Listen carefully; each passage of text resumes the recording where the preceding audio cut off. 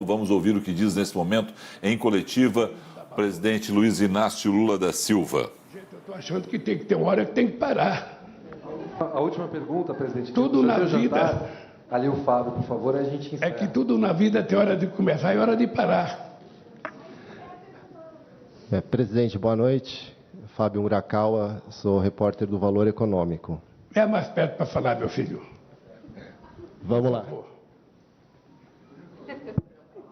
Eu acho que o meu som está perfeito, mas do de vocês... Vou tentar colocar... Está melhor? Tá certo. Presidente, eu queria insistir um pouco nessa questão da Venezuela, né? Quando se diz que se cria uma narrativa contra a Venezuela, geralmente se imagina que são líderes do campo da direita, né, que costumam criar essa narrativa.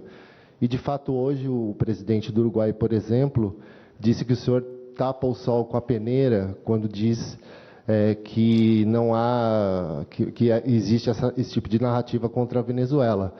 Mas a gente viu hoje também um líder da esquerda, né, que é o presidente do Chile, dizendo que a declaração do senhor é descolada da realidade. E a gente teve também o Alto Comissariado da ONU, liderado pela Michelle Bachelet, apontando diversas violações na Venezuela. Então, diante disso, eu queria perguntar se o senhor realmente acredita que não tem nada de errado lá, nesse quesito de violações de direitos humanos, de democracia. E se o senhor acha que o Brasil pode exercer o seu papel de liderança também para ajudar a Venezuela nessa questão da democracia. Veja, Obrigado. quem vai ajudar a Venezuela é a própria Venezuela. Eu não posso dizer para você que não tem nada na Venezuela, porque a última vez que eu vi o Maduro a última vez que eu fui à Venezuela foi no enterro do Chávez. E a última vez que eu vi o Maduro foi um pouco antes da posse da Dilma e logo depois da morte do Chávez. Eu não posso dizer. O que eu sei é que no relatório a Michelle Bachelet pede para criar um escritório de direitos humanos e foi criado o escritório de direitos humanos. É importante que as pessoas, ao fazer juízo de valor de um país, não façam pelo que lê apenas. É importante as pessoas irem lá para ver. Eu fazia tempo que não era na Venezuela, mandei o Celso Amorim lá.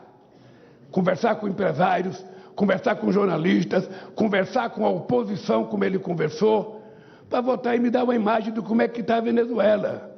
O que o Celso me disse é que nunca viu, desde o tempo que a gente frequenta a Venezuela, uma tranquilidade, porque ele conversou com a oposição, com os partidos de oposição, com o empresário, com o jornalista, que está tendo a Venezuela. Vai ter eleições agora. Não é possível que de 29 eleições o cara tenha ganho 27 ou 25. Não é possível que de 23 governadores ele tenha eleito 19. E ele perdeu exatamente na cidade do Chaves. Não é possível que não tenha um mínimo de democracia na Venezuela. Não é possível. Eu brigava com o Chaves que qualquer coisa o Chaves queria fazer um referendo. Qualquer coisa queria fazer um referendo. Qualquer coisa falou, pô, para de eleição, trabalha um pouco. Não dá para ficar só com eleição. Então eu acho que naquilo que eu puder contribuir para o fortalecimento da democracia em qualquer país do mundo, eu vou fazer. Porque eu nasci assim. Eu sou o resultado da democracia nesse país. Mesmo quando a imprensa tentou me destruir, ela contribuiu para que eu estivesse onde eu estou. Então, o fato do cidadão ter o direito de falar mal, de discordar, é tudo o que me interessa. Eu fui presidente 8 anos, nunca precisei almoçar com nenhum jornal, nenhuma televisão, nenhuma rádio, nunca precisei chamar o editor para conversar, fui candidato, nunca procurei, e estou na presidência e nunca vou procurar. Eu quero respeitá-los como eles são, eu quero que eles me respeitem como eu sou. É isso, meu caro. O resto da gente ficar ouvindo dizer, não vai lá para ver. Vai lá para ver. Eu conheci um cidadão não democrático aqui no Brasil. Eu conheci aqui um fascista, que durante 4 anos nunca conversou com o sindicato, nunca conversou com o empresário, nunca conversou com o quilombola, nunca conversou com o indígena, nunca conversou com o partido político, com ninguém. Aí eu conheci no Brasil. E ele foi, sabe, exposto para fora pelo povo brasileiro que estava cansado. Se vocês me perdoam, agora quem está cansado sou eu. Eu quero pedir desculpas a vocês e vou embora. Haverá outras oportunidades. Luiz Inácio Lula da Silva encerrando a coletiva com a imprensa após o encontro do Unasul, que reuniu presidentes da América do Sul em Brasília nos últimos 2 dias. O presidente Lula, que defendeu aí o desenvolvimento sustentável, ele voltou a falar, vamos acompanhar. Eu tenho agora em junho que ir no Encontro Econômico na França, eu tenho que ir em agosto na reunião dos BRICS na África do Sul, eu ainda tenho em São Tomé e Príncipe uma reunião sobre a CPLP, os países de língua portuguesa, eu tenho que ir à Índia, sabe, em setembro, para o encontro dos BRICS, do G20, os BRICS da África do Sul. E se depois de tudo isso eu estiver vivo, aí quem sabe você marca uma reunião na Venezuela e eu vou lá conversar com o Maduro. Eu preciso visitar toda a América do Sul. Faz parte da minha cultura política visitar todos os países que o Brasil tem relação. Eu, no outro mandato, visitei muita África, visitei todos os países da América do Sul e do Caribe, todos, sem distinção. Agora não vai dar, porque é um mandato só, já estou com 5 meses de mandato, já perdi 5 meses, mas já viajei mais do que o outro durante 4 anos. Então é isso, gente. Desculpa por alguma falha minha e até a próxima, se Deus quiser. Um beijo. Você estava querendo fazer uma pergunta a tempo. Faça a pergunta, querida. Eu sou da China. Eu sou da China Media Group, a emissora nacional da China. A gente tem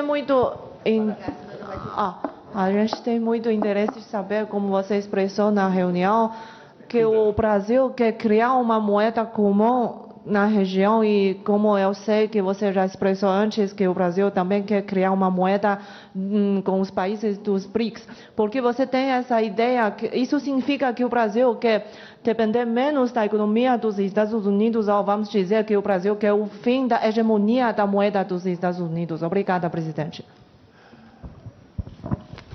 Olha, quando nós tínhamos o ouro como paridade, os Estados Unidos não pediu para ninguém e fez com que o dólar passasse a ser a paridade.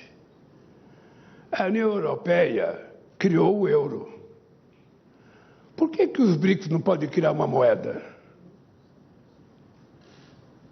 Por que país como a China, com 1 bilhão e 400 milhões de habitantes, a Índia com 1 bilhão e 400 milhões de habitantes, o Brasil com 220 milhões de habitantes, por que a gente não pode criar uma moeda? Por que a gente é obrigado a ter que comprar dólar para fazer o nosso comércio? O que eu acho estranho é que a nossa imprensa acha esquisito isso. Sabe aquela ideia do cara que não quer independência?